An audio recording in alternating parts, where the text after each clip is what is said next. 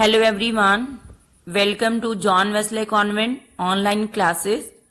Now we are starting with class 9 history chapter, the French Revolution. And as the name suggests, it is a revolution which had happened in France. So in this section, we will discuss that why French Revolution had happened, what were the causes of it, and what is the legacy of it. So the very first we are going to discuss that what was it. So it was a series of events which had happened in France in 10 years from 1789 to 1799 that led to a wide-ranging political and social change and has had a huge impact on modern world. And what is the biggest impact on modern world? The democratic system, the democracy and the democratic value of justice, equality and the freedom, they have deep rooted in the French Revolution.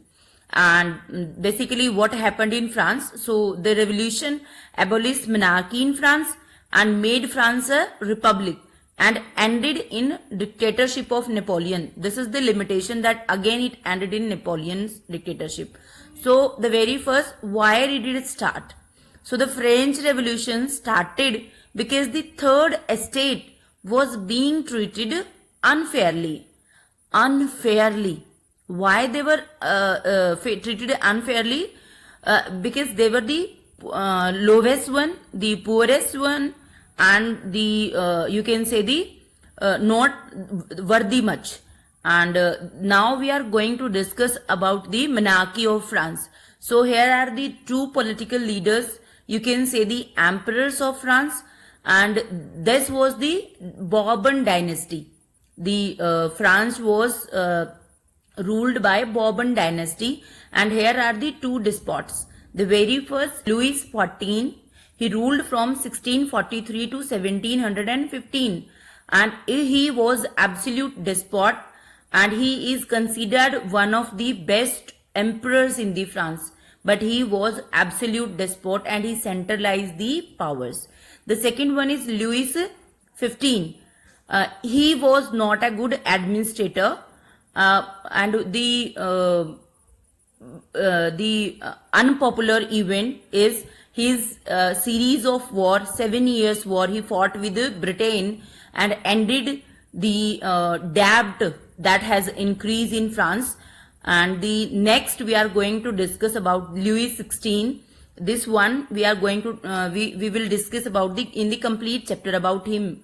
And he was well intentioned but could not bring bold reforms because his advisors were not good, and he did most of the decisions good, but he backtracked them because definitely he was has a complete bunch of bad advisor, and one of his advisor was his wife, the Austrian wife Marie Antoinette.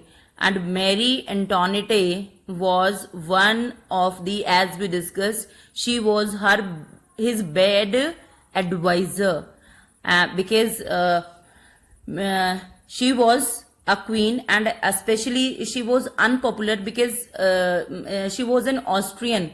Austrian was not well popular in the France, and moreover she spent huge amounts on clothes, buying new dresses nearly every other day. And as much she what she did, she appointed all of her relatives and friends on the highest posts, and definitely she is not a good advisor. So same way his relatives and friends could have been. And the very first you can see in the picture the Versailles Palace of the France. These were the huge amount spent on these. So now we are going to discuss about the causes of the French Revolution, and the very first we are going to discuss social causes. So French society, as you can see, was divided into 3 estates. First estate was the church. the clergy, means the Roman Catholic clergy, the high ranking members of the church, and they were only 1% of the total population and they paid no taxes. Then the second estate means the nobility, the emperor and his officials. And this second estate consisted of the nobles, about 2% of the population, a very minimum number, the 2% only, and they owned 20% of the land. And these two first estate, they were not paying any taxes, and their church and the expenditures of the state, as we have earlier discussed, the Versailles Palace and the expenditures of the royal court, as well as the as you have seen the Marie Antoinette's expenditures. So they were somehow they find it that it is the privilege of them that they could spend the taxes on their own expenditures. And next, now we are going to discuss about the third estate, and this third estate include the three categories of the people. The very first, the big businessmen, merchants, court officials, lawyers, lecturers, and the other intellectuals, poets or writers and all. And the second is the peasants and the artisans. And the lowest category is the small peasants, landless labor, and the servants. And as we discuss, and you can see in the picture also, that the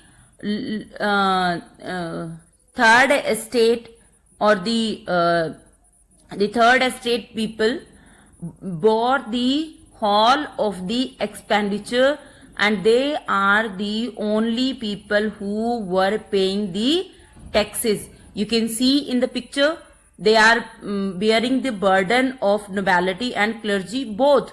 So what happened with the estates in the in 1789? So you can see it was a meeting held in 1789. Very economic causes were there, and many other causes were there. But now we are going about the meeting of the estate general, and in the next section we will discuss about the other causes also. So here you can see the meeting of estate general had happened, and उसके बाद हम जो बात करने वाले हैं, this is the French Revolution timeline. तो the very first, a mob of French citizens take over the Bastille on July 14, 1789. Declaration of Right of Man and Citizen is written on August 26, and Robespierre became the leader of Committee of Public Safety, and the Reign of Terror, and finally Napoleon born.